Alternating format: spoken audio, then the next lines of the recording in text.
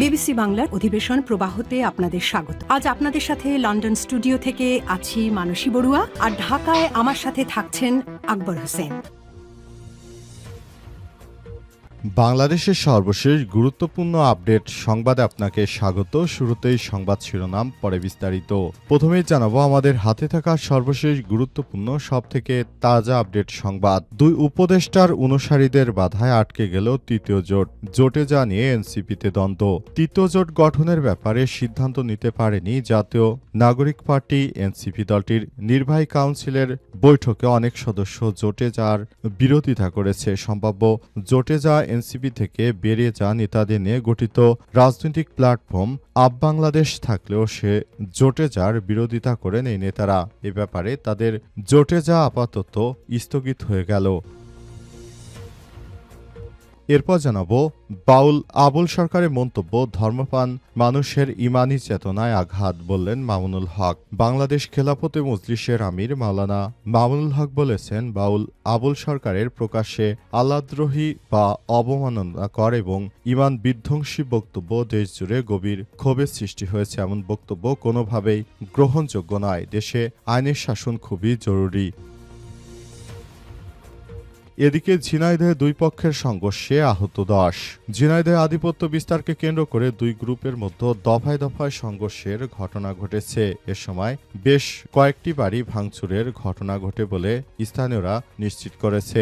আজ উপজেলার ফুরসিনন্দী গ্রামে এই ঘটনা ঘটে। পুলিশ ও স্থানীয়রা জানিয়েছে, দীর্ঘদিন ধরে এলাকায় আধিপত্য বিস্তারকে কেন্দ্র করে গ্রামের শাহাবুল মোল্লা ও হায়দার মণ্ডলের সমর্থকদের মধ্যেই বিরোধ চলে আসছিল। জানাবো হাতিয়ায় বিয়ে বাড়িতে মাইক বাজানোয় কনে এবং তার বাবা মাকে বেত্রাঘাত। নোয়াখালীর হাতিয়ায় বিয়ে বাড়িতে মাইক বাজানোর অপরাধে বেত্রাঘাতের শিকার হয়েছে কনে এবং তার বাবা মা। এছাড়াও তাদের কাছ থেকে দাবি করা হয়েছে জরিমানা। এলাকাবাসী এই মাইকে অতিষ্ঠ হয়ে পড়ার পরও তাদের কাছে মাইক না বাজানোর অনুরোধ করার পরও ওই রিকশা চালক তার মেয়ের বিয়েতে মাইক বাজিয়ে এলাকায় বিশৃঙ্খল পরিবেশ সৃষ্টি করে। এরপরই এলাকাবাসী এই ধরনের জরিমানার ব্যবস্থা করেছে, যেটাকে সাধুবাদ জানায় দেশের সচেতন মহল। এবং সর্বশেষ জানাবো আল জাজিরার বিশ্লেষণ, অরুণাচল প্রদেশ নিয়ে আবারও কেন মুখোমুখি চীন ভারত। অরুণাচল প্রদেশ নিয়ে ভারতীয় নাগরিককে সম্প্রতি চীনের সাংহাই বিমানবন্দরে আটক ও হয়রানির অভিযোগ উঠেছে। আর এর জেরে আবারও উত্তপ্ত হয়ে উঠেছে ভারত ও চীনের সম্পর্ক। চীন দাবি করছে এলাকাটি তাদের ভূখণ্ড। চীন দীর্ঘদিন ধরে অরুণাচল প্রদেশকে দক্ষিণ তিব্বতের অংশ বলে তারা দাবি করে আসছে, তবে ওই অংশটি এখনো ভারতের অধীনে রয়েছে। প্রিয় দর্শক, এতক্ষণ শুনছিলেন সংবাদ শিরোনাম, এবারে বিস্তারিত। তবে তার আগে বন্ধুরা অনুরোধ থাকবে, এই সংবাদটিতে একটি লাইক দিন। এই চ্যানেল আপনি নতুন হয়ে থাকলে আমাদের সংবাদটি দেখতে দেখতে চ্যানেলটি সাবস্ক্রাইব করে রাখুন। কমেন্ট করে বন্ধুরা আপনার মূল্যবান মতামত জানিয়ে দিন আপনি বিশ্বের কোন দেশ থেকে বা বাংলাদেশের কোন স্থান থেকে আমাদের সংবাদটি দেখছেন এবং শুনছেন। আর বন্ধুরা, গাজা যুদ্ধে আপনি যদি নিরীহ ফিলিস্তিনিদের ভালোবেসে থাকেন, কমেন্টে ইয়েস লিখে বিশ্ববাসীকে জানিয়ে দিন। এবারে বিস্তারিত। দুই উপদেষ্টার অনুসারীদের বাধায় আটকে গেল তৃতীয় জোট। জোটে যা নিয়ে এনসিপিতে দ্বন্দ্ব। তৃতীয় জোট গঠনের ব্যাপারে সিদ্ধান্ত নিতে পারেনি জাতীয় নাগরিক পার্টি এনসিপি। দলটির নির্বাহী কাউন্সিলের বৈঠকে অনেক সদস্য জোটে যার বিরোধিতা করেছে। সম্ভাব্য জোটে এনসিপি থেকে বেরিয়ে যা নেতাদের নিয়ে গঠিত রাজনৈতিক প্ল্যাটফর্ম আপ বাংলাদেশ থাকলেও সে জোটে যার বিরোধিতা করেন এই নেতারা। এনসিপি সূত্র থেকে জানা গেছে, নির্বাহী কাউন্সিলে যেসব সদস্য নতুন জোটে যার বিরোধিতা করেন তারা প্রায় সবাই সরকারে থাকা দুই উপদেষ্টা আসিফ মাহমুদ ও মাহফুজ আলমের অনুসারী। গত বছরে বুধবার বিকাল 5:30 থেকে 4 ঘণ্টা ধরে এনসিপির কার্যনির্বাহী কাউন্সিলে সভা হয়। 51 সদস্য বিশিষ্ট কাউন্সিলের অধিকাংশ সভায় অংশ নেন। এনসিপি বিএনপির নেতৃত্বাধীন জোটে যাবে না, তৃতীয় জোটে যাবে না, তা নিয়ে কিছুদিন থেকে দলের মধ্যে নানামুখী দ্বন্দ্ব চলছে।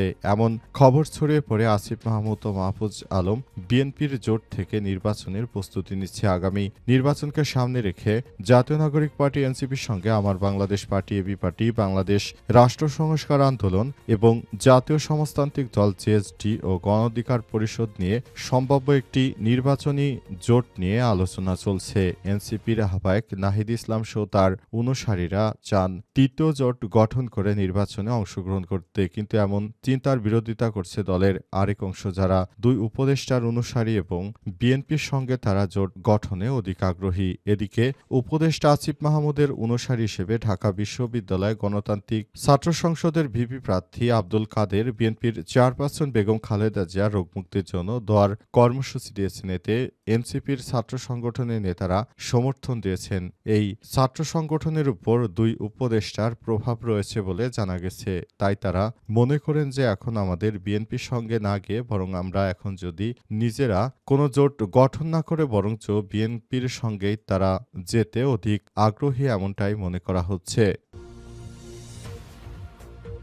বাউল আবুল সরকার সম্পর্কে ধর্মপ্রাণ মানুষের ইমানি চেতনায় আঘাত, বললেন মামুনুল হক। বাংলাদেশ খেলাফতে মজলিসের আমির মাওলানা মোহাম্মদ মামুনুল হক বলেছেন, বাউল আবুল সরকারের প্রকাশ্যে আল্লাহদ্রোহী অবমাননা, ইমান বিধ্বংসী মন্তব্য দেশের তৌহিদি জনতা কখনোই মেনে নেবে না।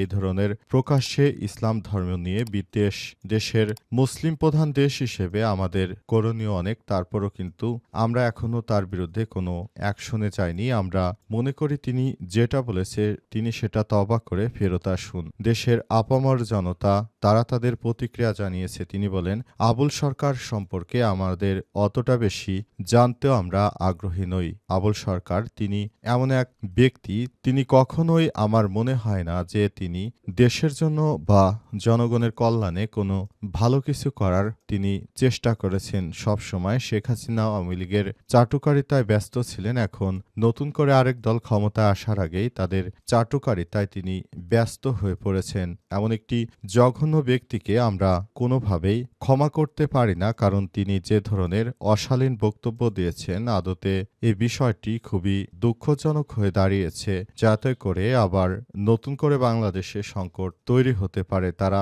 তাদের মতো কাজ করুক, এ ব্যাপারে আমাদের বলার কিছু নেই, কিন্তু তারা যখনই আমাদের মুসলিম ধর্ম নিয়ে কথা বলছে তখনই আসলে তাদের সঙ্গে আমাদের বিরোধটা শুরু হয়। তারা যদি নিজেদের মতো করে কাজ করে তাহলে কিন্তু তাদের বিরুদ্ধে কেউ কোনো একটি কথাও বলবে না। তারা যে কাজটি করছে শুধুমাত্র এই বিষয়টি অত্যন্ত গুরুত্ব সহকারে দেখতে হবে, যাতে করে দেশের অভ্যন্তরে আর কখনোই কোনো সমস্যার সৃষ্টি না হয়, সেই ব্যাপারটি নিয়ে আমাদেরকে ভাবতে হবে বলে মন্তব্য করেছেন মামুনুল হক। ঝিনাইদহে দুই পক্ষের মতো সংঘর্ষ, আহত 10। ঝিনাইদহে আধিপত্য বিস্তার নিয়ে দুই পক্ষের মতো সংঘর্ষে অন্তত 10 জন আহত হওয়ার খবর পাওয়া গেছে। এই ঘটনার পরই পুরো এলাকায় থমথমে অবস্থা বিরাজ করছে। আমাদের বিভিন্ন সূত্র থেকে জানা গেছে, ঝিনাইদহে মূলত আওয়ামী লীগ সরকার পালিয়ে যাওয়ার পর থেকেই যেখানে বালুমহল সহ বিভিন্ন জায়গা ছিল, সেসব জায়গাগুলোতে বিএনপির একটি গোষ্ঠী সেগুলোর নিয়ন্ত্রণ নিতে যায় এবং সেখান থেকে মূলত এই ধরনের সমস্যা তৈরি হয়েছে। আমরা ঝিনাইদহ প্রতিটি জায়গায় জায়গায় ঘুরে দেখতে পেয়েছি আসলে এই ধরনের অনাকাঙ্ক্ষিত ঘটনাগুলো খুবই দ্রুততার সঙ্গে ঘটছে এবং দেশের মানুষ এসব বিষয় পছন্দ না করলেও বিএনপি এখনো সেই আগের ধারা রাজনীতিতে তারা ফেরত যেতে চাইছে। এ কারণে আসলে মূলত এই ধরনের সমস্যা তৈরি হচ্ছে। এসব বিষয়গুলো আমরা প্রতিনিয়ত দেখছি। আমরা মনে করি আগামীতে নির্বাচনে যাওয়ার আগে যে সব রাজনৈতিক দল এই ধরনের কর্মসূচি বাস্তবায়নের চেষ্টা করছে তাদের ব্যাপারে জনগণ আগের থেকে আরও বেশি সতর্ক।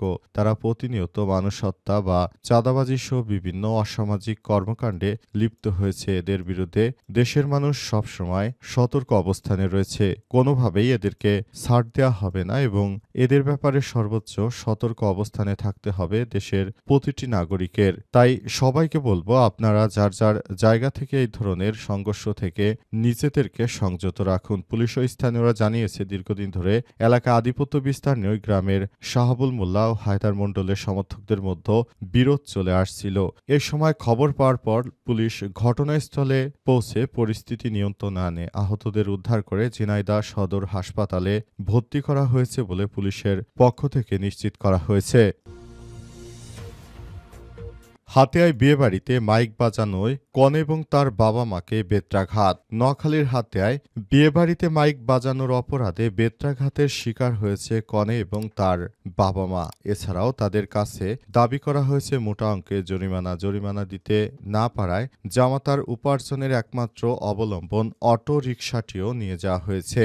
আজ হাতিয়া উপজেলার বুড়িচর ইউনিয়নের ৯ নম্বর ওয়ার্ডে এমন ঘটনা ঘটে। একটি স্থানীয় অনুষ্ঠানে বিচার সভায় এমন রায় দেওয়া হয়েছে। স্থানীয়রা জানায়, সেপ্টেম্বর মাসে বুড়িচর এলাকার শাহজাহানের মেয়ের বিয়ে সম্পন্ন হয়, কিন্তু তখন অনুষ্ঠান না করে বুধবার বিয়ের অনুষ্ঠান করা হয়। এই উপলক্ষে তারা মাইক ব্যবহার করছিলেন। এ সময় কয়েকজন ব্যক্তি বিয়েবাড়িতে গিয়ে হট্টগোল বাধায়। এক পর্যায়ে সেখানে উভয় পক্ষের সংঘর্ষে জড়িয়ে পরে স্থানীয় প্রভাবশালী কয়েকজন এর বিচার বসায়। মেয়ের বাবা শাহজাহান বলেছেন, আমি গরিব মানুষ, মেয়ের বিয়েতে শখ করে মাইক বাজিয়েছি। তবে এলাকায় ব্যাপক মানুষের আসলে অনেক কষ্ট হয় এই ধরনের অনাকাঙ্ক্ষিত মাইক বাজালে। তারপরও তারা কোনোভাবেই ওই এলাকার সাধারণ মানুষ তাদেরকে বলার পরও তারা মাইক থামায়নি। প্রতিনিয়ত তারা এমন জোরে জোরে শব্দ করে মাইক বাজায় যে সারা দেশের মানুষ আসলে খুবই খারাপ অবস্থানে চলে যায়। তারা তাদেরকে খুবই রিকোয়েস্ট করে বলেছিল, দেখো বাপু, তোমার মেয়ের বিয়ে ভালো কথা,